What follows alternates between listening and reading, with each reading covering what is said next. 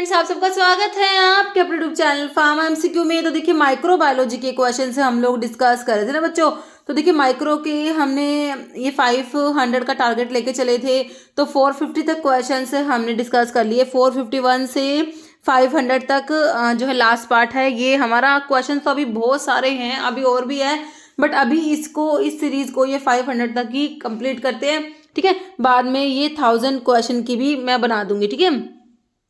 Okay बच्चों, तो देखिए ये इसका लास्ट पार्ट है आज। और बाकी इसका जो है पीडीएफ का जो अगर आप लोगों को चाहिए तो मैं आप ऐप पे जो है आपको प्रोवाइड करा दूंगी, लेकिन वो पीडीएफ जो होती है बच्चों वो सिर्फ ऐप में ही डाउनलोड होती है। ओके, उसको आप ऑफलाइन पढ़ सकते हो ऐप में। ओके, तो आप जो है अगर आप लोगों ने फार्मा एमसीक्यू की जो एप्लीकेशन है, मोबाइल एप्लीकेशन, उसे डाउनलोड नहीं करा तो उसे डाउनलोड कर लीजिए, ठीक है। तो आपको वहाँ पर टेस्ट सीरीज है, पीडीएफ मटेरियल, तो बहुत सारी चीज़ें अवेलेबल होती है। अगर आप लोगों ने अभी तक ऐप डाउनलोड नहीं करी है तो कर लेना, प्ले स्टोर से कर लेना, अदरवाइज वीडियो के डिस्क्रिप्शन बॉक्स में ऐप की लिंक भी है, वहाँ से भी कर सकते हो।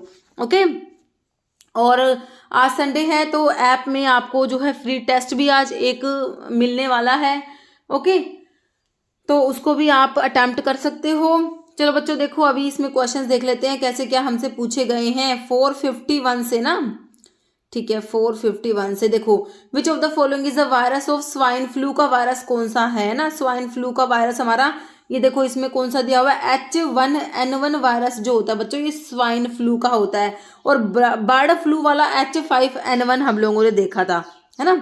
नहीं sir, which of the following disease is a disease of genetic origin in humans, ठीक है। तो रिसेंटली पूछे गए क्वेश्चन हैं। क्या है, डिजीज ऑफ जेनेटिक ओरिजिन की डिजीज है।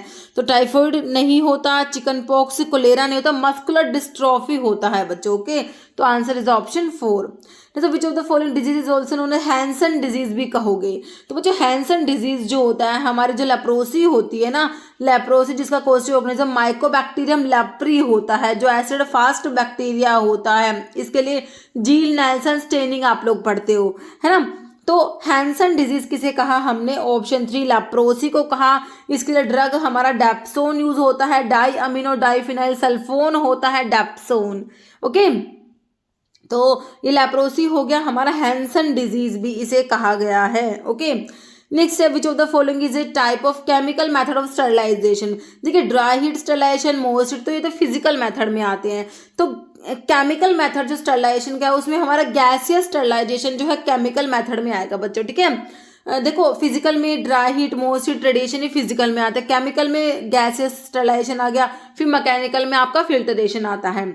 तो गैसियस में आपका जो है ऑप्शन 3 राइट हो गया। Which of the following method of sterilization is used to sterilize inoculating loops को स्टरलाइज करने के लिए मैंने आपसे डिस्कस करा था। हमने जब फ्लेमिंग को डिस्कस करा था ना कि फ्लेमिंग जो है ड्राई हीट में आता है ना, तो मैंने आपको उसमें बताया है कि भाई इनओकुलेटिंग लूप्स को स्टरलाइज करने के लिए फ्लेमिंग का यूज किया जाता है। तो देखो लाइफलाइजेशन तो आपका फ्रीज ड्राइंग हो गया, है ना, सब्लिमेशन ड्राइंग भी बोलते हो, फिल्टरेशन, डेसिकेशन या डायरेक्ट फ्लेमिंग हो जाएगा ऑप्शन 4 आप लोगों का answer. How many major class of human immunoglobulin are present in the body. तो हमने देखा GAMED, है ना, ये हम ऐसे याद करते हैं इसको, IgG, IgA, IgE और IgD। गेम्ड से हमने याद करा हुआ है, तो कितनी हुई, 5 होती है। इम्यूनोग्लोबुलिन ऑप्शन 2 आपका राइट हो जाएगा। नेक्स्ट है, name the causative organism of whooping cough. कितने ही एग्जाम में क्वेश्चन रिपीट हो गया, अब आप देख लेना, है ना। तो बोर्डेला पर्टूसिस होता है, वूपिंग कफ को पर्टूसिस भी कहते हो बच्चों, है ना। तो इसकी जो वैक्सीन पर्टूसिस आती है वो किल्ड बैक्टीरियल वैक्सीन में आती है ना। बाकी DPT जो है कंबाइंड वैक्सीन जो है इसमें आपका P से पर्टूसिस ही होता है, ठीक है। Which of the following is respiratory disease कौन सी है बच्चों। तो देखो आपका डिप्थीरिया बिल्कुल रेस्पिरेटरी में आता है, कोलेरा जो है ये रेस्पिरेटरी डिजीज नहीं है, प्लेग, रेबीज ये जो है आपके नहीं होते। बाकी जो है डिप्थीरिया जो है रेस्पिरेटरी डिजीज में आता है। इसका कोस्टिव ऑर्गेनिज्म कॉर्निबैक्टीरियम डिप्थीरी होता है बच्चों। क्या होता है, कॉर्निबैक्टीरियम डिप्थीरी होता है डिप्थीरिया का पॉजिटिव ऑर्गेनिज्म। नेक्स्ट है, which of the following hepatitis virus is DNA virus. तो हमने देखा था, देखो hepatitis A B C D सब में से जो हेपेटाइटिस B होता है बच्चों वो DNA वायरस है, बाकी सारे RNA होता है। सिर्फ हेपेटाइटिस B जो है ना वो डीएनए वायरस है, इसीलिए आपका हेपेटाइटिस बी के ऊपर क्वेश्चन बनता है। ओके, नेक्स्ट क्वेश्चन है which of the following laboratory instrument is use for moisture sterilization. देखो ड्राई हीट स्टरलाइजेशन में हमारा हॉट एयर ओवन यूज होता है और मॉइस्ट हीट में बच्चों ऑटोक्लेव यूज होता है। क्या होता है? ऑटोक्लेव। तो आंसर आपका ऑप्शन 2 में ऑटोक्लेव दिया है। नेक्स्ट है which test should be conducted on all aqueous parenteral product to check for fever inducing substance. जो पायरोजेंस होते हैं बच्चों, उनको चेक करने के लिए कौन सा टेस्ट है? क्लैरिटी नहीं हो, सिंपल देखो नाम से पता लग रहा है, पायरोजन टेस्ट आपको ऑप्शन 2 में दिया है। ओके, जैसे sputum collection is collected in case of which disease. तो कौन से डिजीज के लिए स्पूटम कलेक्शन टेस्ट किया जाएगा? डेंगू, मलेरिया, ट्यूबरकुलोसिस या ल्यूकीमिया। तो किसके लिए करोगे? ट्यूबरकुलोसिस के लिए, है ना। ऑप्शन आपका 3 हो जाएगा। तो which of the following statement कौन सा करेक्ट है regarding physical method of microbial control. तो फिजिकल में आपका ड्राइड स्टरलाइजेशन, मॉइस्चर स्टरलाइजेशन ये सब आता है। तो कह रहे कि जो आपका ड्राई हीट स्टरलाइजेशन है, इसे हॉट एयर स्टरलाइजेशन उन्होंने बोला है, तो उसमें मैकेनिज्म क्या है? ऑक्सीडेशन है, बिल्कुल सही है। फिर कह रहे जो ऑटोक्लेविंग होता है ना, मॉइस्चर स्टरलाइजेशन जो होता है, उसमें मैकेनिज्म कह रहे प्रोटीन का कोएगुलेशन होता है, तो ये भी बिल्कुल सही है। तो बातें दोनों सही है, तो कौन सा करेक्ट है? Both 1 and 2। ओके बच्चों, ऑप्शन 3। नहीं, systemic lupus erythematous is an example of reaction. देखो टाइप आप हाइपर सेंसिटिविटी रिएक्शंस पढ़ते हो, type 1, type 2, type 3, type 4। Type 1 में एनाफाइलैक्टिक रिएक्शंस आती है ना, एनाफाइलैक्टिक। टाइप 2 में आपकी साइटोलिटिक रिएक्शंस आती है। टाइप टी में रिटार्डेड या आर्थस रिएक्शंस आती है। Type 4 delayed hyper sensitivity reactions होती है। तो सिस्टमिक लूपस एरिथमेटस आपका बच्चों option C type 3 hyper sensitivity reactions में आ जाएगा। ओके, जैसे आर्थ्रोपोड विच स्प्रेड मलेरिया। भाई स्प्रेड की बात हो रही है, मलेरिया को स्प्रेड करता है ना। तो देखो मलेरिया का जो है आपका पॉजिटिव ऑर्गेनिज्म तो आपका क्या होता है? प्लाज्मोडियम होता है। प्लाज्मोडियम, फैल्सीपेरम, ओवेल, विवैक्स ये सब पढ़ते हो। जो मलेरिया होता है आपका, जो मॉस्किटो होता है ना बच्चों, फीमेल एनोफ्लीज मॉस्किटो के बाइट करने से स्प्रेड होता है। ठीक है, तो आपका आंसर इसका हो जाएगा ऑप्शन 3 मॉस्किटो। ओके, नेक्स्ट है tuberculosis is mainly dash infection. तो बच्चों ट्यूबरकुलोसिस ना हमारा एयरबोर्न इन्फेक्शन में आता है। ओके, बाकी वाटरबोर्न में जैसे कोलेरा ये सब वाटरबोर्न के हैं। सरफेस इन्फेक्शन में टिटेनस जैसे हो गया है ना, रेबीज हो गया। जैसे विच one of the following is not indicator of health का इंडिकेटर नहीं है? मॉर्टेलिटी है, मॉर्बिडिटी है, डिसेबिलिटी रेट है, इन्वायरमेंट नहीं होता, ऑप्शन 3। नेक्स्ट है whooping cough is caused by. देखिए फिर से वूपिंग कफ का पूछा, बहुत सारे एग्जाम में वूपिंग कफ का क्वेश्चन बना है। ओके, तो बोर्डेटेला पर्टूसिस होता है, इसको पर्टूसिस भी कहते हो। तो इससे इसका पॉजिटिव ऑर्गेनिज्म आपको याद हो जाता है। यर्सीनिया पेस्टिस जो है बच्चों प्लेग कोज कराता है। ओके, नेक्स्ट है disease cause by triple pallidum. ये क्वेश्चन भी बहुत बार रिपीट हुआ, सिफिलिस वाला। सिफिलिस का कोस्टिव ऑर्गेनिज्म है हमारा ट्रिपल पैलिडियम, बहुत बार क्वेश्चन बना है। जैसे bubonic plague is caused bye. The plague का कोस्टिव ऑर्गेनिज्म पूछा है, चाहे बुबोनिक है चाहे न्यूमोनिक है, कोस्टिव ऑर्गेनिज्म तो आपका यर्सीनिया पेस्टिस ही होता है ना। तो ये क्या है भाई? एक टाइप का बैक्टीरिया है। प्लेग का कोस्टिव ऑर्गेनिज्म क्या है? यर्सीनिया पेस्टिस क्या है? एक टाइप का बैक्टीरिया है, तो बैक्टीरियम हो जाएगा। जैसे विच of the following example of bacterial vaccine. देखो ये भी रिसेंटली पूछे हुए क्वेश्चंस हैं। बैक्टीरियल देखो स्मॉल पॉक्स तो वायरल वैक्सीन हो गया बच्चों। टाइफॉइड बैक्टीरियल होता है, पोलियो वायरल है, येलो फीवर वायरल है। टाइफॉइड क्या हो गया? Bacterial vaccine. नेक्स्ट है which of the following is chemical process of sterilization. देखिए फिर से आ गया दूसरे एग्जाम में केमिकल प्रोसेस में। तो फिजिकल जो है ये ड्राई हीट में आता है ना। मोस्ट फिजिकल में जो फिजिकल मेथड है उसमें आपका ड्राई हीट, मोस्ट हीट आता है।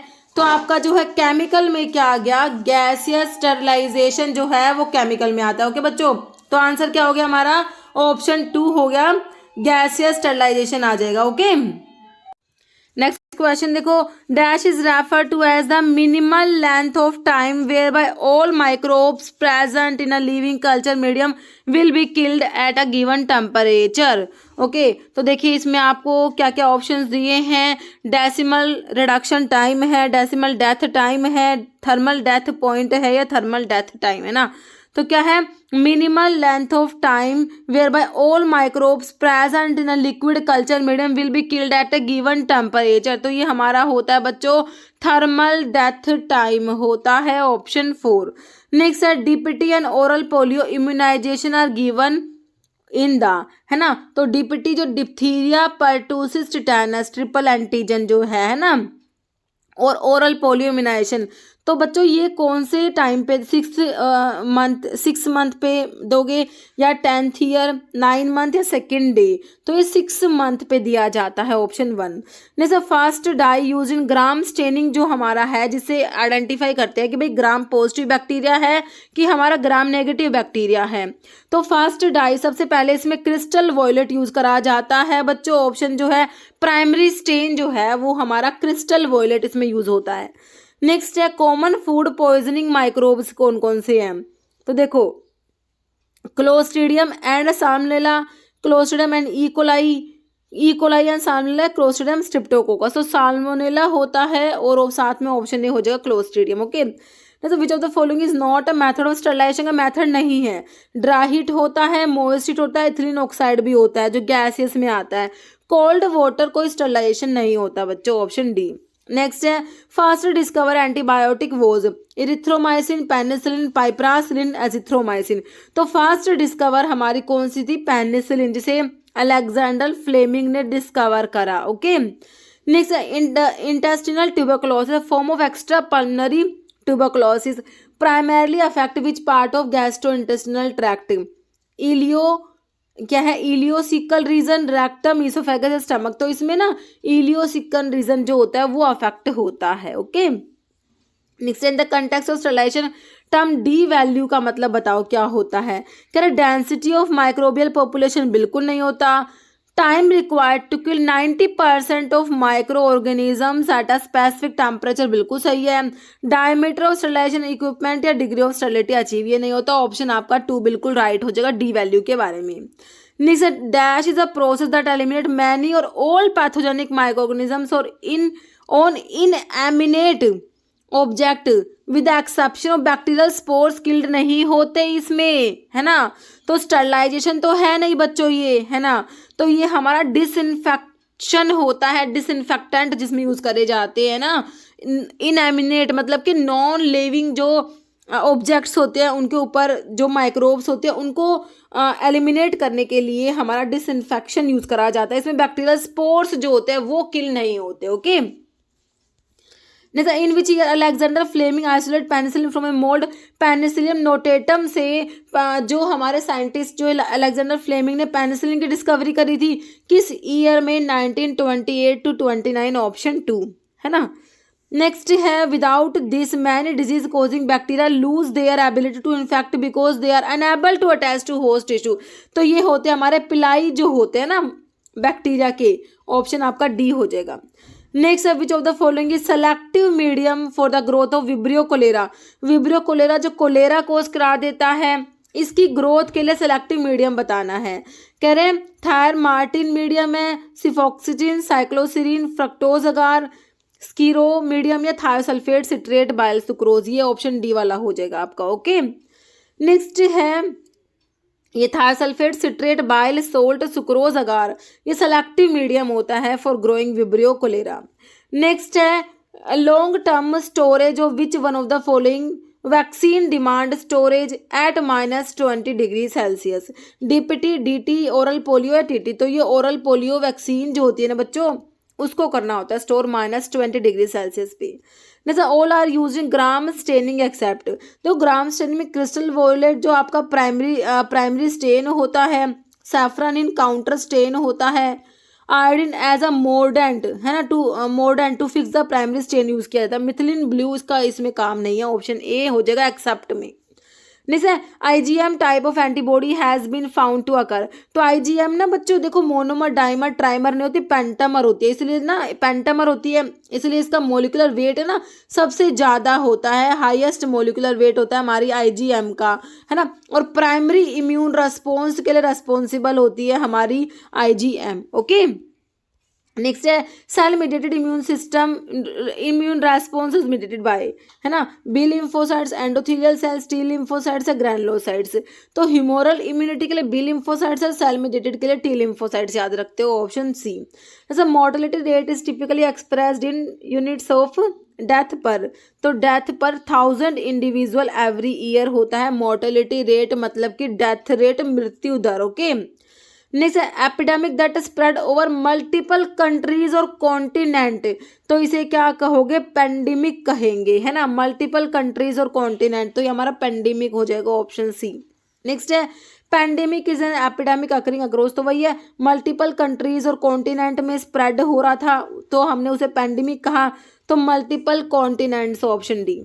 नेक्स्ट है active immunity is induced by, तो एक्टिव इम्यूनिटी एक तो वैक्सीन से प्रोवाइड करी जाती है, जो आर्टिफिशियल तरीके से प्रोवाइड करते हो, नेचुरली भाई कोई इन्फेक्शन हो गया तो उससे इम्यूनिटी हमारे अंदर आ गई, तो वो नेचुरल एक्वायर्ड एक्टिव इम्यूनिटी हो गई।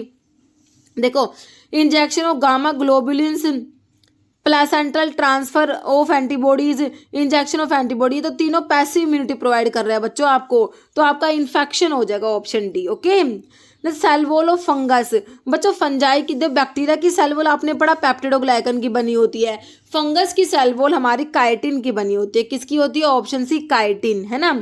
जैसे blood group was were first discover, तो ब्लड ग्रुप की डिस्कवरी करी थी किसने, ऑप्शन ए लैंडस्टीनर ने। ओके, नेक्स्ट है एंटीबॉडी प्रेजेंट इन सिक्रेशन, जैसे कि टीयर्स में, सलाइवा में, कोलोस्ट्रम जो होता है ना, सिक्रेशंस में सारे के सारे में हमारी आईजीए प्रेजेंट होती है। एलर्जी की बात करोगे बच्चों, एलर्जी की बात करोगे तो आपकी आईजीई इन्वॉल्व होती है। जी प्लेसेंटा को क्रॉस करने की बात आएगी तो प्लेसेंटा को हमारे आईजीजी क्रॉस करती है। मोस्ट अबंडेंट सीरम में आईजीजी ही होती है, और आईजीएम का मॉलिक्यूलर वेट सबसे ज़्यादा प्राइमरी इम्यून रेस्पॉन्स के लिए आईजीएम रेस्पॉन्सिबल होती है।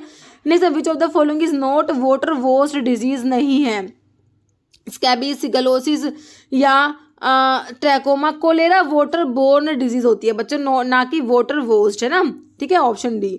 मतलब first national health policy was framed and developed in, तो देख लो ऑप्शन 1993, 2002, 1983 या 1975, तो 1983 1983 हो जाएगा, 1983 ऑप्शन सी। ओके, जैसे what is the normal incubation period, typhoid fever का इंक्यूबेशन पीरियड, तो इंक्यूबेशन पीरियड के ऊपर भी क्वेश्चन बनता है बच्चों, ठीक है।